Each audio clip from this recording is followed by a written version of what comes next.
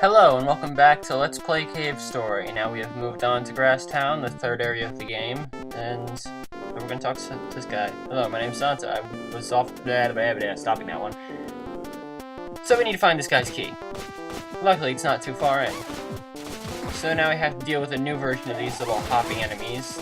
Then they'll fly. And then there's a really big one. Don't get crushed by this guy. It causes a lot of damage, as you just saw. Anyway, so the key is right there. It's not too far off. You just have to deal with a pretty big swarm of enemies.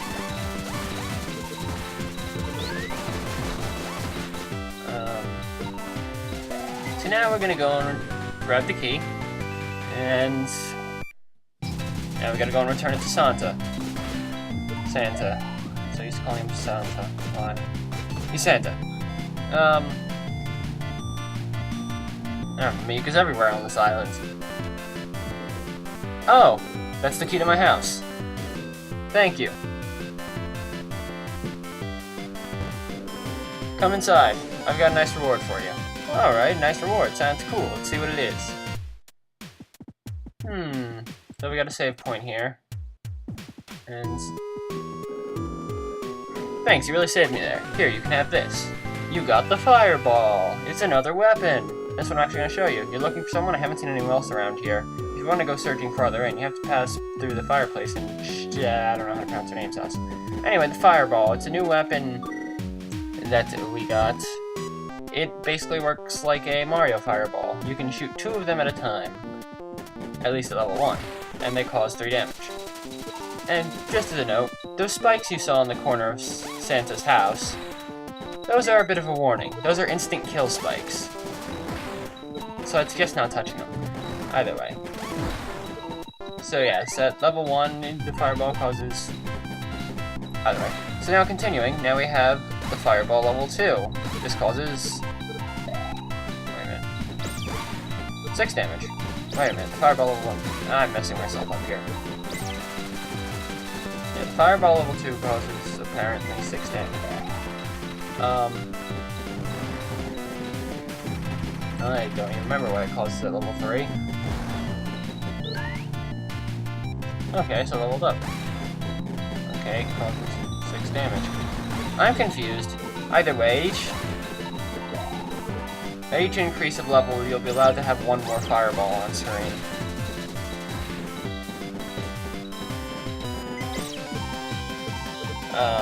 So anyway, we're going to keep on moving to the right past the area you were in before, and deal with these bats. The bats actually now have a new pattern to them. If you pass underneath them, they'll dive and try to attack you, unless they're hanging from the ceiling. And now we're at Choco's house. Hello there. Goodness, that's a dangerous item you've got there. Are you a traveler? Well, we're here. We might as well save. Now let's check the fireplace. Beyond the flickering flames, you spy a hole. The flames are in the way and you can't get past. Oh, you'd like to go through my fireplace? Then you'll need the jellyfish juice you can get from the jellies. Well, while we're here, we might as well rest.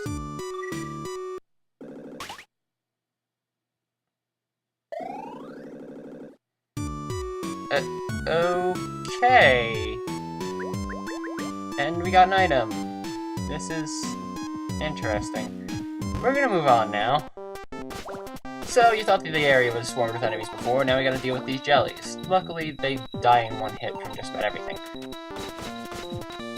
But either way, we're gonna start dealing with these bats now. So, you may be wondering, well, we can use the jellyfish juice once we get it to get past that fireplace. I wonder if we can use it on the other fireplaces. The answer is yes, and I will be showing that off. And I'll be doing a little bit of jump cutting so you don't have to watch me repeatedly run around to places we've already been and get the jellyfish juice again and again, but... Either way, but before we even get to that, we're gonna go and get a life capsule, of course.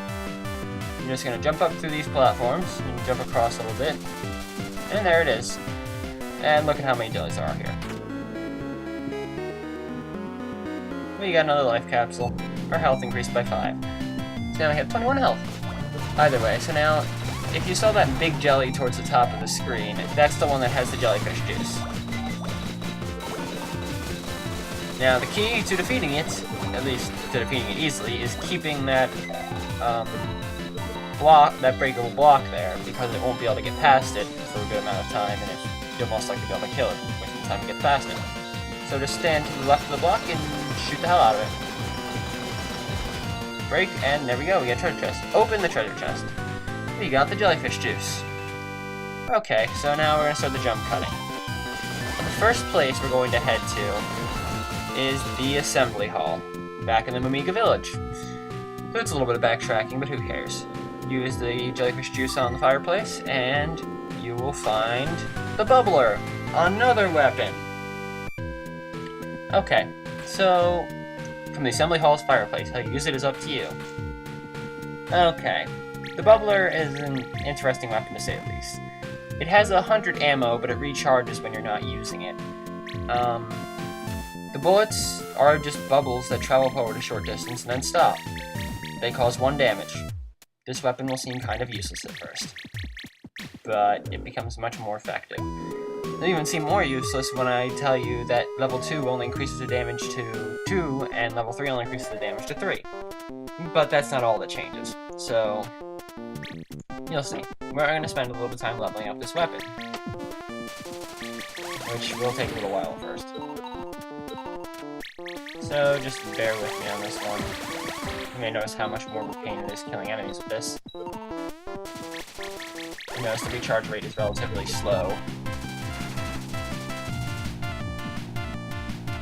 Anyway, so we're going to use Santa's house to respawn the enemies whenever we need to. And we're almost to a level 2 weapon.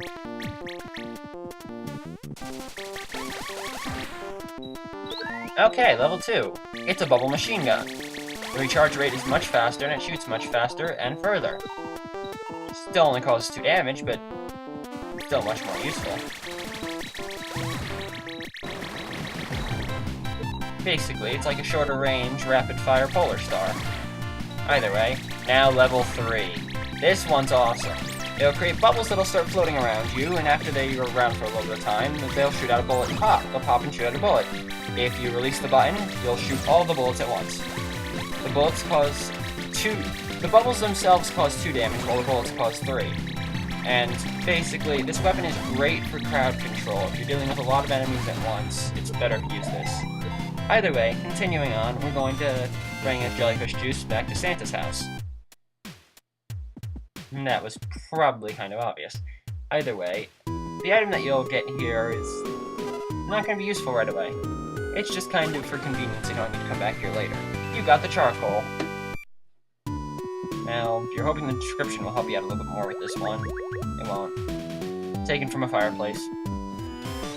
Either way, so now we're going to kill this guy one more time. As you can see, I accidentally destroyed that block with the bubbler, so now I actually have to focus on destroying this guy. And you got another jellyfish juice. What a surprise.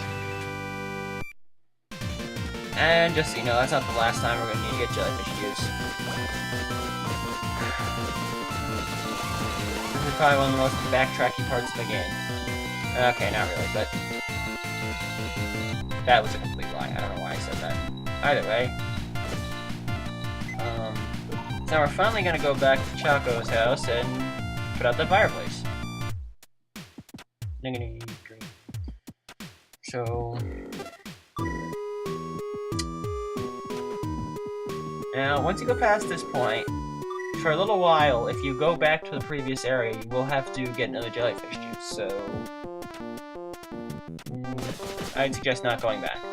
Either way, so now we're gonna jump across a couple pits with instant death spikes in them, so be careful. These are one of those things that cause 127 damage for an inexplicable reason. And now we have a new enemy type to deal with, these tombstone ghost things. When you shoot them, they shoot out a red bullet. Pretty easy to use the bubbler in a small area, but in larger areas that won't work so well. Either way. So now... well, there's a door over there. Let's go and check it out. Power room. Sounds interesting. It's locked. Of course. Doors can never be open. Either way, so... now you're gonna take this bottom path here. And well, I figure it probably would have been more useful to use the fireball here. I was stupid. Now, luckily, those ghost tombstone guys can't turn around, so they're facing away from you. Just wail on them. They will die pretty quickly. Either way, so now we're going to... this door went open. And there's a guy calling from that crack. He spies someone through the crack. Hey, over here. You look like a nice young man. Could you help me out? I'd really like to get out of here. Thanks. Take this. Receive the rusty key. I found this on the floor. Go unlock the door with it, will you? There's no keyhole. The door must be rusted shut. Typical. What? It's not the key to this room? Well, that's just great. If there's no keyhole, then we'll just have to break the door now. Down. Now how will we do that? Well, you can probably figure out where that key goes to, but before that, we're going to go to the execution chamber. Those are another instant kill enemy. They're called presses. They take a lot of hits to kill, and if they fall on you, you die. Either way, if you go through this room in the exact way that I told you, that I just did, you'll be able to get up there and get the life capsule. You'll increase your health by 5, now you have 26 health. Either way, so now we're going to head back. But before we... Okay, so now here we go, another situation which the bubble is useful. In small, closed areas, the bubbles will just bounce around, you'll be able to cause a lot of damage to any enemy in front of you. So over here's a save point. We're gonna save, like you'd expect. Continuing off to the left and back to the power room. Yep, you guessed it right. The key works in the power room. Now there's this little robot over here, and the robot doesn't seem to have any power. So now, why don't we go and turn on the power? Oh jeez. I guess that's Malco. Malco, whatever. Intruder alert! Commence destruction! Huzzah! Oh, of course. Did you know that the Amiga I found wasn't Sue? That's right. She wasn't. The doctor had a huge fit. Smacked Misery around pretty hard. Poor girl, don't you think? But after all, we can't fire Master, so go with the rule. Anyway, I'm here to break you apart. Doctor's orders, of course. You ready? Alright, so now you can fly. Interesting. Basically, for the first half of the fight, you're gonna do what I'm doing right now. Stand in each corner of the room and spam the Polar Star. But don't think it's gonna stay this easy for too long. I always get tripped up on the second part, which is about to come up. Once you cause about half damage, do not go to the center hall, or you will get hit, and you will get leveled down. I'm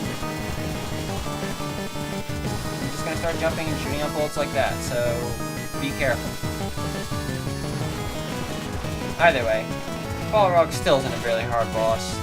He'll just take a couple of... It'll just be a little bit tougher than last time, considering he didn't even shoot up bullets last time. What are you? We fought off Balrog. Again. Either way, so now we're gonna go and talk to Malco, whatever. Well, we gotta pull him out of the ground first. His body's been smashed into the ground. Do you want to pull it out? Of course! Thank you. You're a nice person, and so strong. Thanks for saving me. I'd like to pay you back somehow, but all I know how to do is make explosives. I did not slow down this text enough. You are truly a good person, so now he's gonna make a bomb for us.